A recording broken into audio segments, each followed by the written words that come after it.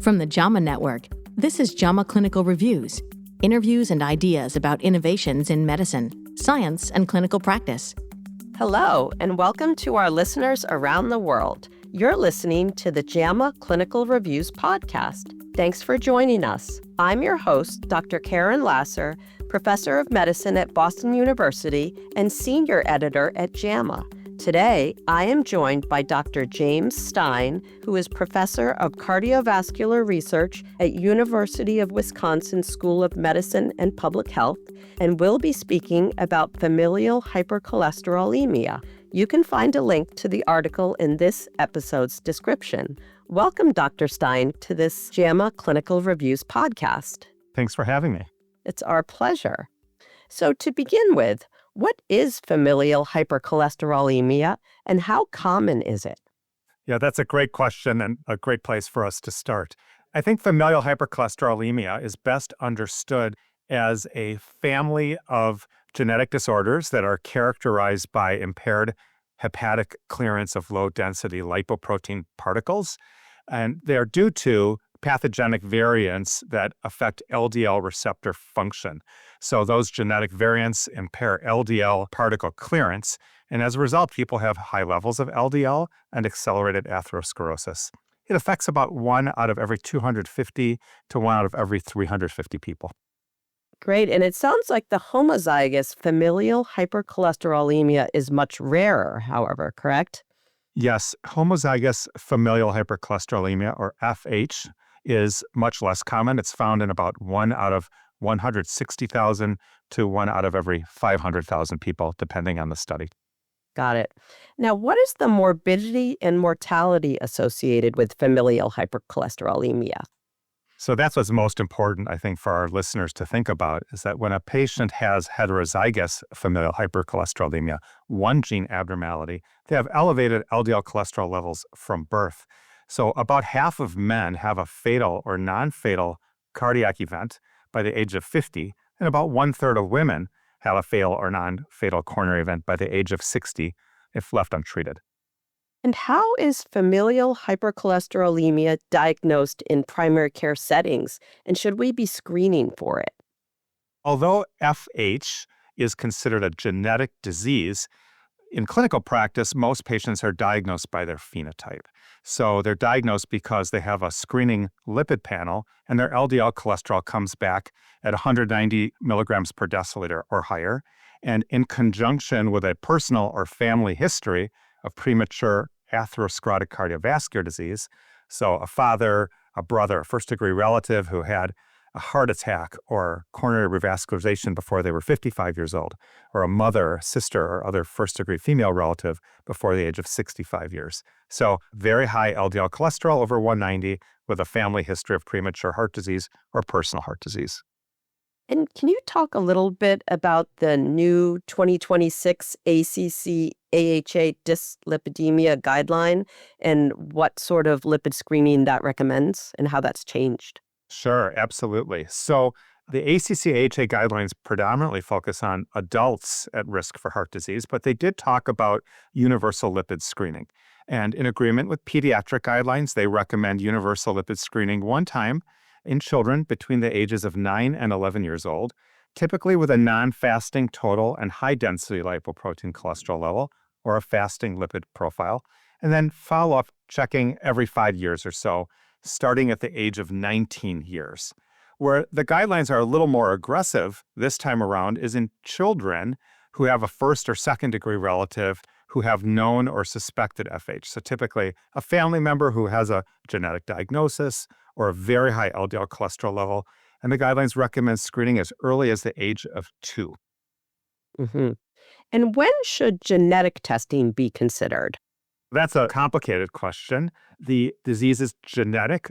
It does not require genetic testing to make the diagnosis, but genetic testing is now a class 1 recommendation in the new guidelines you referenced, primarily to confirm the diagnosis of FH, to help with cascade screening of relatives, in some patients to help get insurance coverage for certain more advanced medications. And the reason it's not recommended to screen everyone with gene testing is more than its expense. It's that we only identify pathogenic variants in 2 to 3% of adults whose LDL cholesterols are high. So it's complicated, but we typically think of it as not necessary for diagnosis, but supportive, and particularly for identifying family members. Yeah, that's very helpful. Now, could you talk a little bit about management of the heterozygous FH? Sure. So regarding management of patients with heterozygous FH, we're a little more aggressive about the targets that we go for. So typically for patients who have heterozygous FH but don't have atherosclerotic cardiovascular disease, we try to get their LDL cholesterols below 70 milligrams per deciliter. But for those who already have atherosclerotic cardiovascular disease, we target less than 55 milligrams per deciliter. In terms of medications, most of our patients are treated with high-intensity statins as a first-line treatment, and that's along with lifestyle modification, which includes reduction in saturated fat, proper exercise, and proper weight management. We typically use rosuvastatin, 40 milligrams a day, and atorvastatin, 80 milligrams a day, with a goal of getting LDL cholesterol down by 50 to 60%. But oftentimes, people need more than statins. Can you talk about some of the second-line therapies and kind of later-line therapies after statins? Of course. As I said, most of our patients require more than high-intensity statin therapy. So the second-line treatment that we typically add is ezetimibe at a dose of 10 milligrams a day. It's a cholesterol absorption inhibitor that will give you an additional 15 to 25% reduction in LDL cholesterol on top of maximally tolerated statin dose. But for patients who don't get down to target on statins and ezetimibe with proper lifestyle interventions, then we add in PCSK9 inhibitors, which are typically monoclonal antibodies. And once in a while, we even go to small interfering RNA that target PCSK9, and those can give us significant additional reduction in the range of 50 to 60% more. And so the monoclonal antibody would be a medication like evolocumab. And then the small interfering RNA would be the bempedoic acid, correct? Correct. We have two PCSK9 monoclonal antibodies on the market, evolocumab, 140 milligrams every 2 weeks subcutaneously, and alirocumab, 75 milligrams dosed the same. But we also have another option available, and that medication is dosed, it's the small interfering RNA. It's called inclisiran, and it's given every 6 months after a loading period. Now, what does treatment of homozygous FH look like?